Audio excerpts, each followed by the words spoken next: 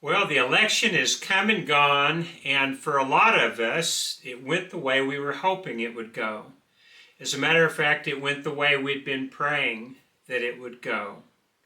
I think about how crazy things seem to have gotten within our nation. Things are happening that you just never would have dreamed of.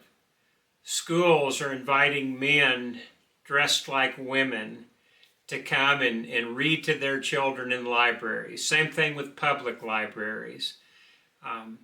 We have arguments as to whether or not that boys who are feeling like they really are girls should be allowed to use our women's restrooms and our dressing facilities in the locker rooms where the kids shower. We have almost a bloodlust for being able to have abortions at any stage of the pregnancy. And those who are for that call it reproductive rights, even though it has nothing at all to do with reproductive rights, because the fact that they have something growing in their womb means they've already exercised their right to reproduce. They just want the right to terminate a life. They just don't want to call it that. It doesn't sound very good to others or even to them if they do it that way. Our borders have been opened so wide that there are cities that are literally being overwhelmed. We've had our own government participate in secretly bringing people into different cities, flying them into different cities from different parts of the world, just so that they can have a bigger voter base to draw from. And even though it's illegal to do so. And so we've had all these things that have been happening, and it's getting to the point where America looks less and less like it used to look.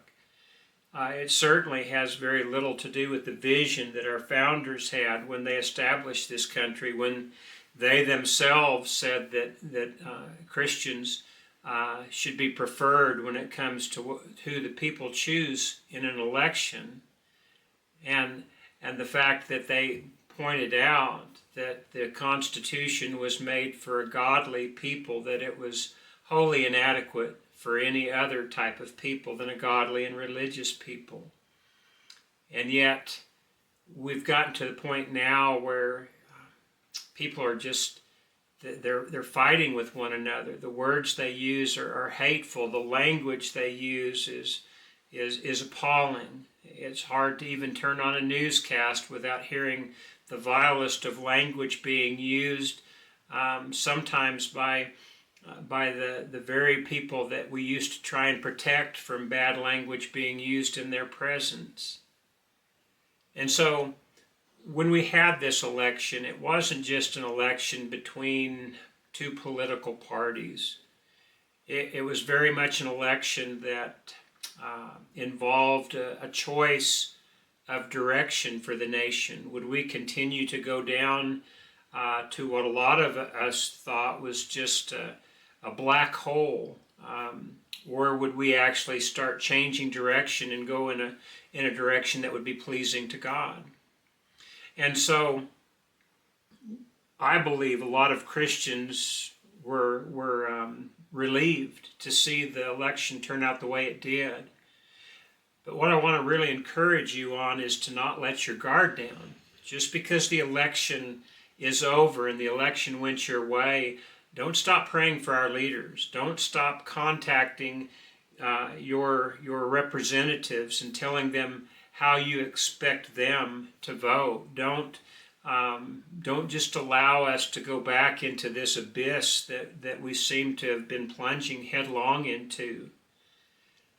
It's happened before. It was just 8 years ago that a similar circumstance occurred, and many of us got the president that we were hoping for, and we breathed a sigh of relief, and we stopped praying for our leaders. We stopped praying for the direction of the country. We thought we had gotten what we wanted, only to find out that the opposition to any type of direction that was different than the one the nation had been going into was just firmly met, viciously, violently met at times.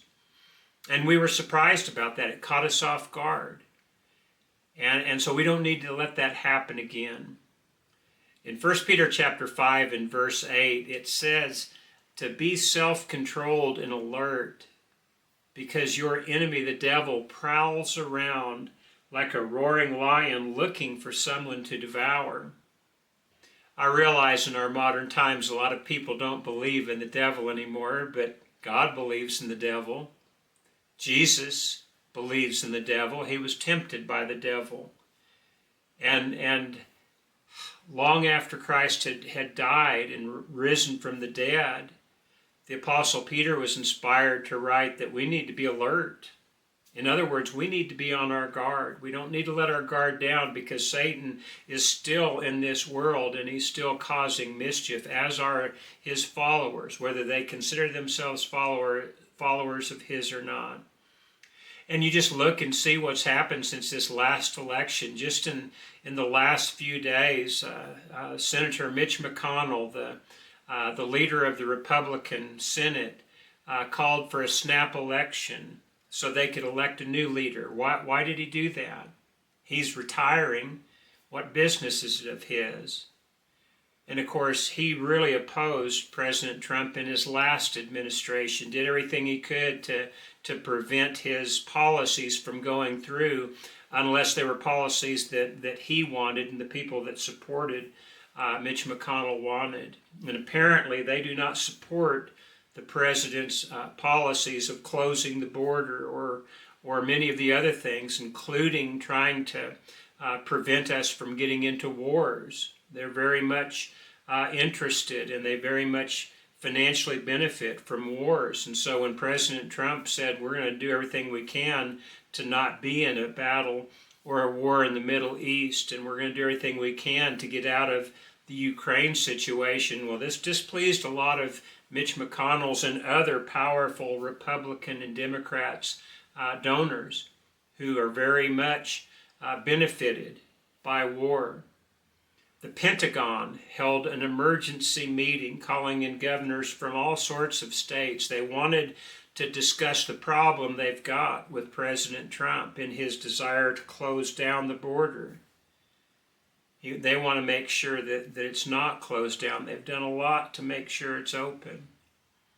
And so if we let our guard down, we need to understand that those who have a different direction in mind, a direction that many of us consider to be wicked, a direction that we consider to be led by Satan himself, not by God, we can't afford to let our guard down and permit these things to happen.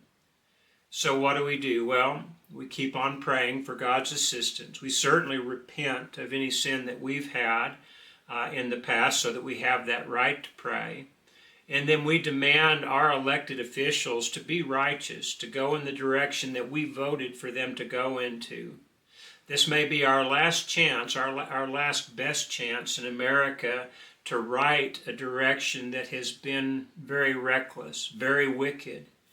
And we don't need to lose this chance just because we think we've got what we wanted, and so we just breathe a sigh of relief and we get back to our busy lives.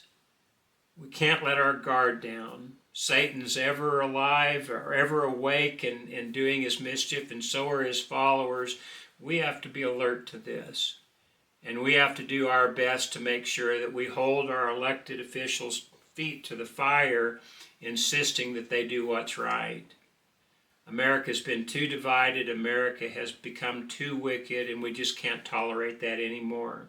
We've got to get back on track. This is a good first step, this election. But don't let your guard down. Keep on helping to push this nation in the right direction before it's too late. Again, I believe this is our last best chance to right a direction that has been reckless before the Lord. Let's do our best to do that very thing, to make sure that the direction is good once again. Be sure you're praying. Be sure You're letting your elected leaders know what you expect of them and then hold them accountable for that. These are the things that will help, and maybe if we can keep from falling back asleep at the wheel, we can prevent the direction from going in an improper way as it has been for so many years now. Well, that's the message for today. Hope it gives you something to think about, but I appreciate your tuning in, and we'll see you next time.